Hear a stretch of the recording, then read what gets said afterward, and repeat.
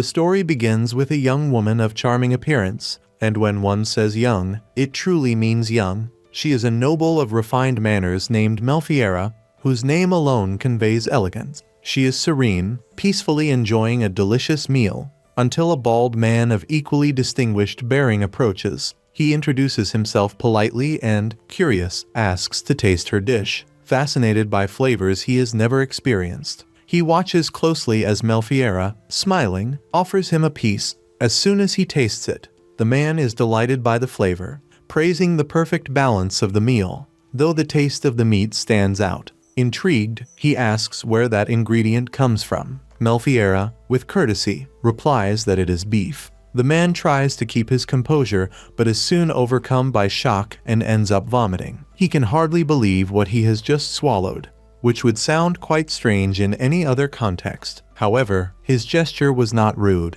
In truth, he was horrified, for the rear horn is a poisonous magical creature, and he cannot understand why such a refined lady would put that in her mouth. Again, the situation seems indecent, and he realizes how improper it all sounds. Recalling a curious rumor about a local girl, the man understands what he has just witnessed. Meanwhile, Melphiera rejoices that they liked her food. In her thoughts, any monster can become edible with the right preparation, and she still believes someone will one day understand that. Next, she attends a party, focused on savoring each dish at the banquet. She is radiant until Talbot, the family's servant, appears to remind her that the celebration has nothing to do with food, something Melphiera considers ironic. Yet she knows the girl is right. The event is merely a pretext for nobles to talk, form alliances, and find potential spouses. As a count's daughter, Melphiera understands she was sent there to arrange a husband once and for all. Though reluctant, she thinks of sacrificing herself out of duty.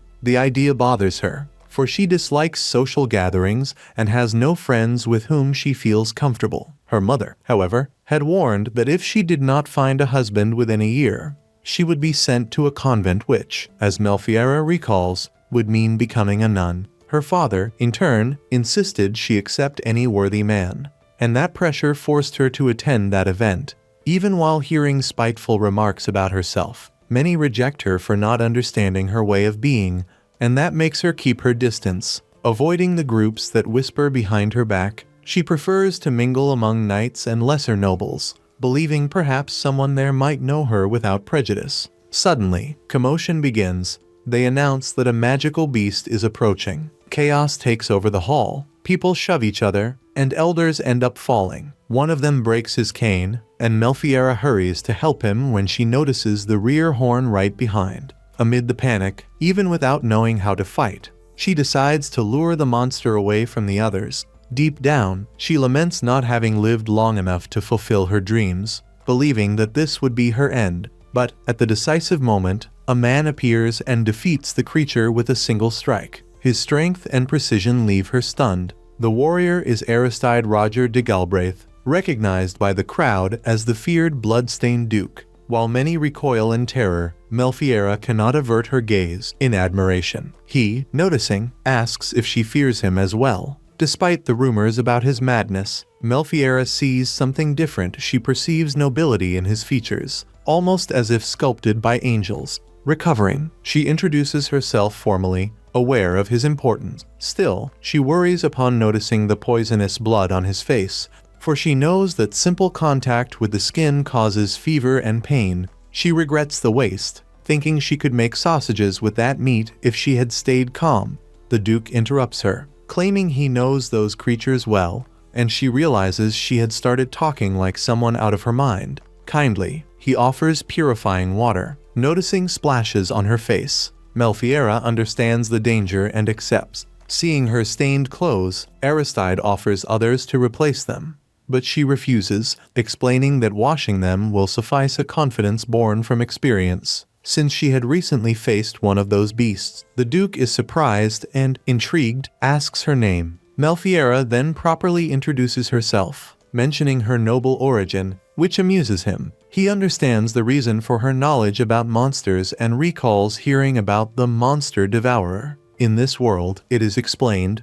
there exist magical creatures and enchanted plants known as monsters. those who try to eat them suffer nausea, fever, and pain, which is why they are discarded after death. Still, Melphiera, driven by curiosity and hunger, ignored such warnings, earning fame as a gluttonous noble. When the Duke questions her about it, she claims to be more interested in food than in monsters, which astonishes him. He asks if that fallen beast truly looks appetizing, and she thinks it does, imagining ways to make it tasty after all. If something is eaten, it must taste good. Realizing how strange she sounded, she tries to disguise it with a smile.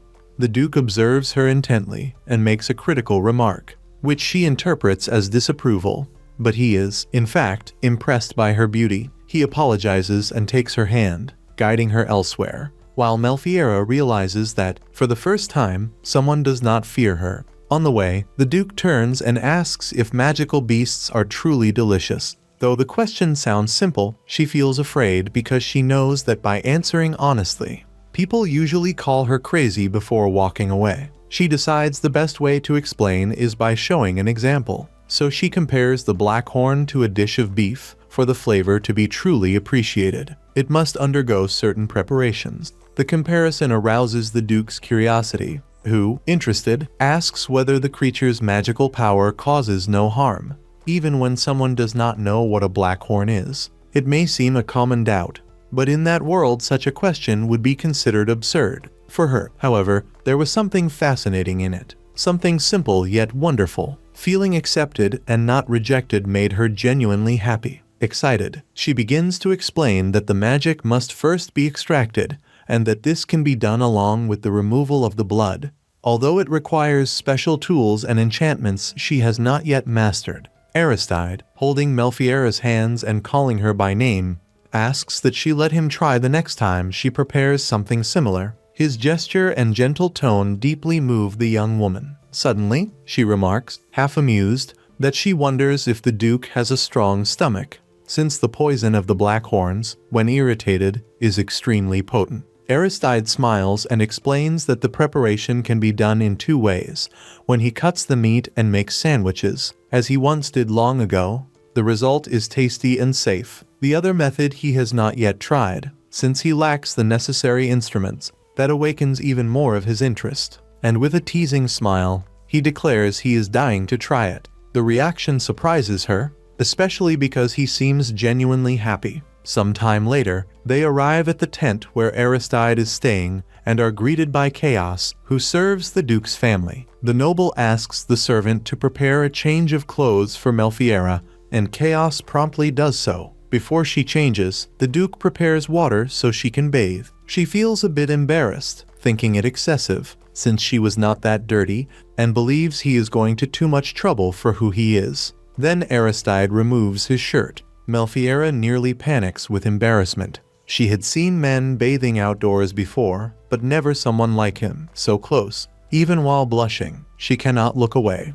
In her thoughts, she praises his well-defined body, and the Duke, noticing, comments that he trains often. She agrees, remembering how he defeated the monster earlier, an impressive spectacle. At last, she agrees to use the same water, and, while washing beside him, asks if she could ever defeat a creature like that. Aristide replies yes, but jokes that with arms so thin, it might take some time. Until then, he asks that she let him handle the most dangerous part. Not quite understanding what he meant, Melphiera leans a little closer, which makes him blush with embarrassment. Regaining his composure, he says he intends to go hunting soon and asks whether she is interested in any particular species. The simple invitation excites her. The forests of Galbraith are a sanctuary for rare monsters, and the idea of exploring them sounds like a true gift. Aristide notices a small trace of blood on her and carefully decides to clean it. She, in turn, points out that he also has some,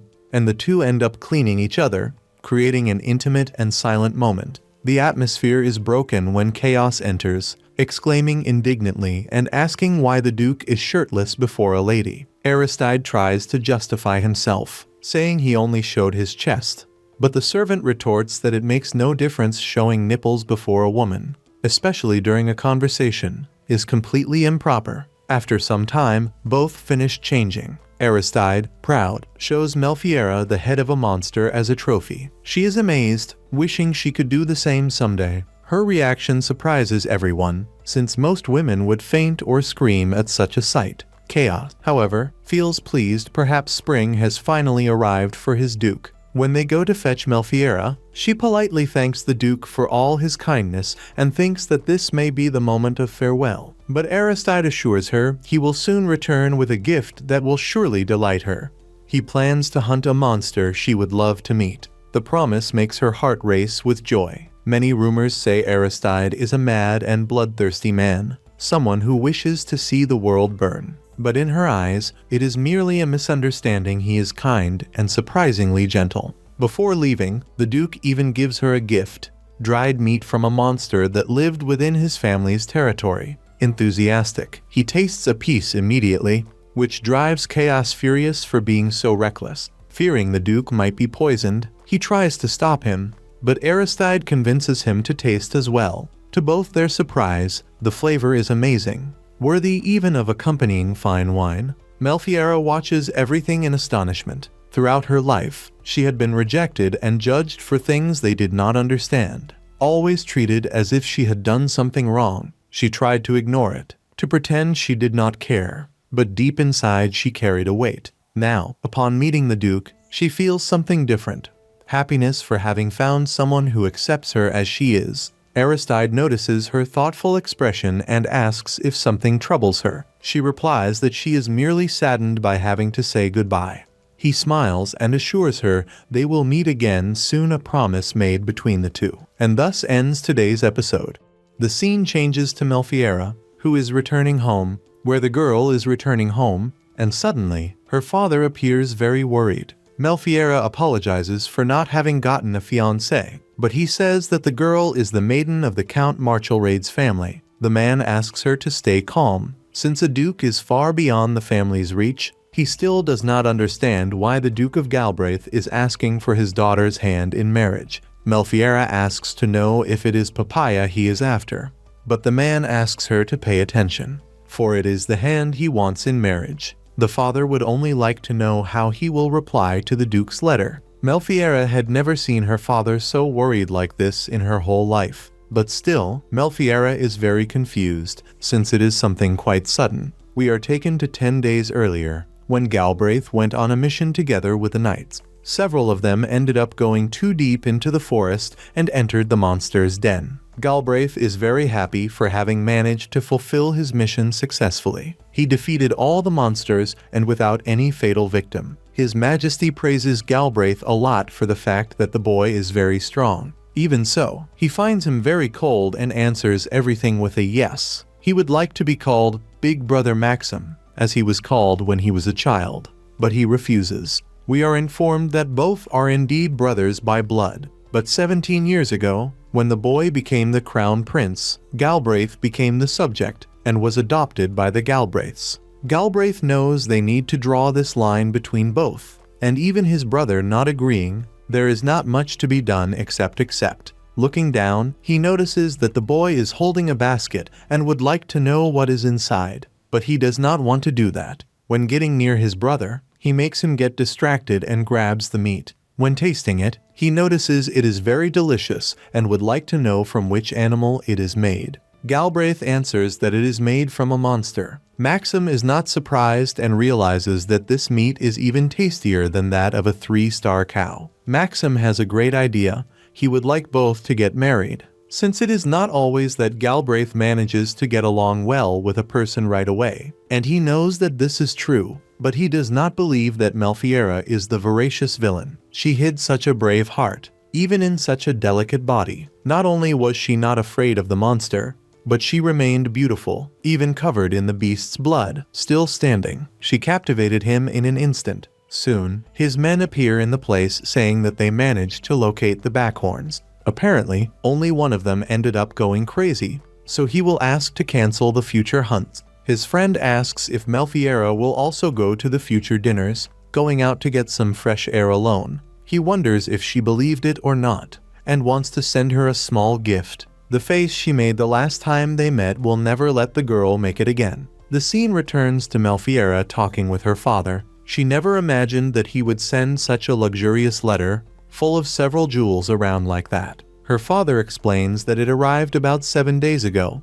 The father would like to know what really happened at the dinner. No matter how much Melphiera explains, the man cannot believe that she was saved, and soon Galbraith asked her to marry him. The father just wants to find a way to refuse this marriage. At nightfall, Melphiera hugs the letter, but notices that magic is coming out. When calling her father, she sees that in the letter it is written that he will visit them on the 18th, which is the next day. And the father goes into shock for being very short notice. Before going to sleep, she takes the photo of her already deceased mother and promises that she will make people respect the formula she created so that they can eat monster meat. The next day, Melphiera wakes up very early and her stepmother is already knocking on the door. When entering, she notices that she has her hair all messy and realizes that Melphiera is a very rude person. While she is changing, suddenly Galbraith appears in the place with his dragons. He stays in the air and says that he only came to ask for Melphiera's hand in marriage. Before talking, he asks the dragons to land in the north so that they can talk. Before leaving the room, he tells the stepmother that he intends to accept the marriage proposal. When arriving to talk with Galbraith, suddenly chaos appears, apologizing for having arrived so early. Tea is that the boy could not wait any longer to see her. When seeing the gift, Melphiera asks if it is some kind of monster, and the boy answers that yes. She notices that it is a high-class monster and that its fur is something very valuable. Melphiera asks if she can keep such an expensive gift, and the boy does not care about money. Suddenly, Melphiera's father appears in the place, and he asks if the Duke already knows about his daughter's strange tastes. He answers that yes, and despite the rumors that follow her, he still wants to ask for her hand in marriage. Melphiera asks her father if she can show the research center to Galbraith, and the father sees no problem in that. Then, both go flying. In Melphiera's mind, she knows that she needs to show the Duke the research center and the reason why she is passionate about monster meat. And episode 2 ends with her wondering what he would think of her strange tastes. When he began descending the stairs, what first caught the Duke's attention was a magical circle inscribed in an ancient language. Melphiera explained that, indeed, her dear and beloved mother had created it, but with some alterations. It was precisely there that monsters were prepared to become food. In fact, the circle read, "I am the one who will take your life and then feed on it," a phrase that sounded horrible, but who really cared? The Duke considered the idea excellent, as it allowed extracting a bit of magical power, though not enough. Melphiera knew this very well. As mentioned before, she needed a tool that would complete the extraction fully. Observing around, he showed her the vial that absorbed blood and magical energy, which curiously complemented Melphiera's magic, making her change color and glow, something that never ceased to fascinate the Duke. Then Melphiera asked a small favor. This eccentric woman wanted to see her decapitate another monster, which leads us to the preparation of the creature the Duke had brought. Melphiera was willing to do it in front of everyone. She felt embarrassed but knew she could not act alone. The monster was huge, so all the Duke's soldiers helped enthusiastically and left it completely bald. According to the Duke, his soldiers not only eliminated monsters, but also collected horns, claws, and hair, basically anything of value. Melphiera began to play a little with the hair, which was extremely silky and valuable, even worthy of gifts for royal families. Although that mattered little to her, what really mattered was opening it, examining its entrails, and preparing a barbecue. Before starting, we noted that Melphiera valued life very much. For this reason, the Duke told the beast that he would not waste its existence and would enjoy every moment until the end. Then, he activated the magical circle. Mentally preparing, he began his part. His movement was so impressive and precise that Melphiera could barely see the sword. He was wild and aggressive, and with him she learned. Once completed, she absorbed the magical power, reciting an incantation that made the creature's blood float into the jar. But a problem arose. The vial cracked, something that had never happened before with Melphiera, and she could not move. The Duke noticed immediately and approached, asking what he should do. Melphiera explained that the beast possessed more magical power than expected, and therefore he would need to replace the jar with another she kept in reserve. He followed the instructions, and Melphiera continued the spell. A gigantic energy filled the air, but she finished the work victoriously. It took a while, almost fainting, but the most complicated part was over. Since only blood and magical power had been extracted, the monster remained in very good condition, which impressed the Duke, who asked if she had planned all that. It was then that Melphiera began to recount how it all truly started. Her mother had initiated this strategy after severe droughts and famines 17 years ago, when many people went hungry due to the land's poverty. She studied ways to control monsters, turning them from nuisances into food, saving many lives. That was her mother's ideal, which Melphiera inherited, although sometimes her curiosity made her want to experiment with strange monsters. The Duke understood and asked about the use of the extracted magical power.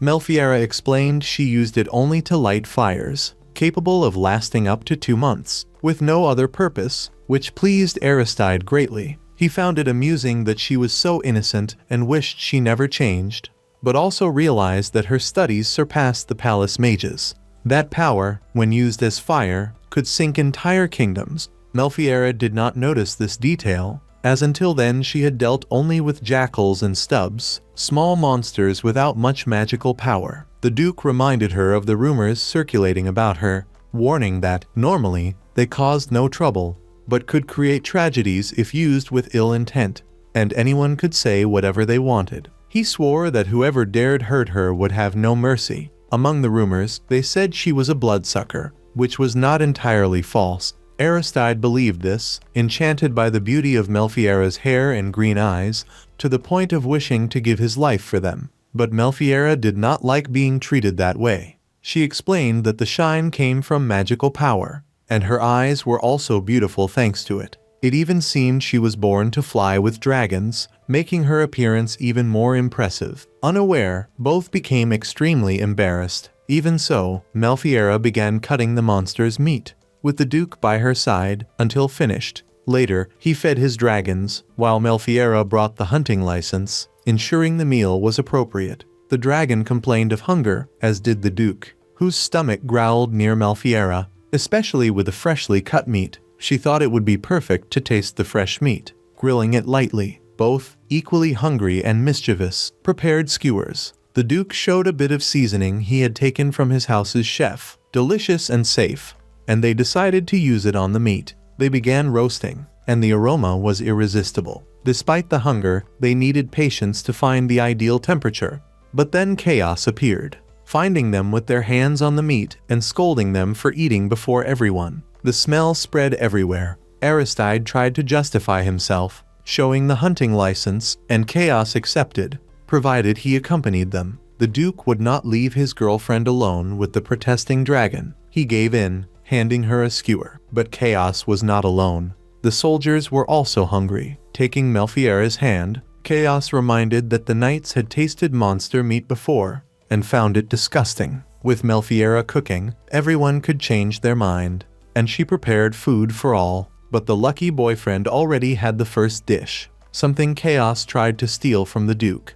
But Aristide firmly refused, and Chaos soon realized that it was the first dish prepared by his beloved. Since the Duke was very possessive and did not share his affection, he gave him a score of 3 out of 1,000. The Duke told Chaos he should improve his behavior, but the other replied that he was hungry. Still, he got his turn, because Chaos needed to taste first, to ensure it. Upon taking the first bite, Chaos was speechless. Technically, Melphiera should have been asking whether his tongue hurt or if there was poison.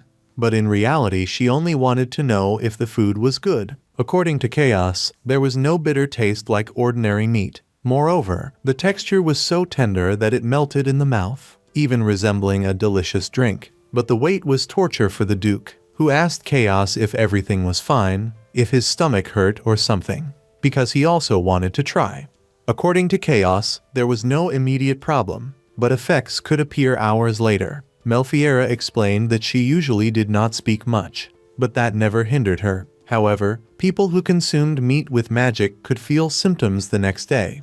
But neither the Duke nor the others wanted to wait. Melphiera agreed, reminding that the food needed to be eaten hot. She also suggested that, if they felt any adverse effects, she could provide medicine to calm them. This filled everyone with joy, and each took the first bite, marveling at the flavor. "And I am hungry, everyone. I still have not eaten." In any case, they said that even slightly cold, the meat was still juicy and seemed extremely fresh, thanks to the monster's diet, which fed only on plants. The Duke, surprised, said that Melphiera was a prodigy, because the soldiers, on previous occasions, had tried monster meat and almost always became ill. But this time, the experience was completely different, and the soldiers themselves agreed. They wanted to learn the process or even bring monsters occasionally for her to cook. The Duke felt a bit sorry, thinking of the beasts discarded previously, but for Melphiera that was normal. Eating monster meat was taboo for most, and the purification processes came from her mother's legacy. In any case, the Duke adored it and even wanted to eat more without her noticing. But Melphiera called him. He was startled, imagining he would be scolded. But in reality, she wanted to ask a favor. She was going to the laboratory and wanted him to accompany her. Soldiers heard the words but paid no attention and continued on their way. In the laboratory, Aristide was impressed with the amount of equipment and materials, since Melphiera even used parts of monsters to create traps. She explained that sometimes soldiers brought beasts or asked hunters for help, but generally she did everything alone. The Duke was surprised that she was not scolded for her research, not because it was bad, but due to the taboos mentioned. Melphiera confirmed this was true, as even people saved by her mother from famine hid that they survived by eating monster meat. This also occurred in Mark, where a religious belief prohibited monster consumption, and the Duke came to consider her a very strong woman. Melphiera, however, explained that it was not about strength or pride.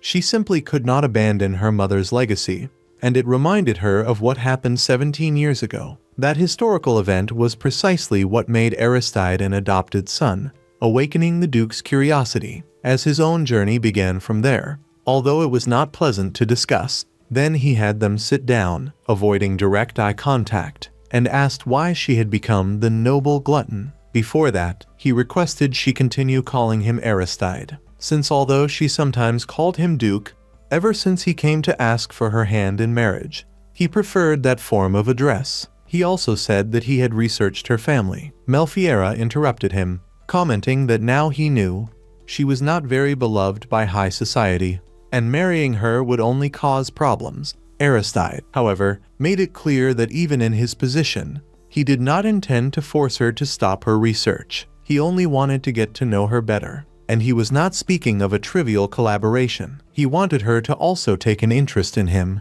as until then she had not questioned why he was called the bloodthirsty Duke. Someone who, in reality, was unintentionally rude, had little of a duke, and frightened those who did not know him. These words, in turn, planted doubts in the protagonist. But anyway, that is all for today.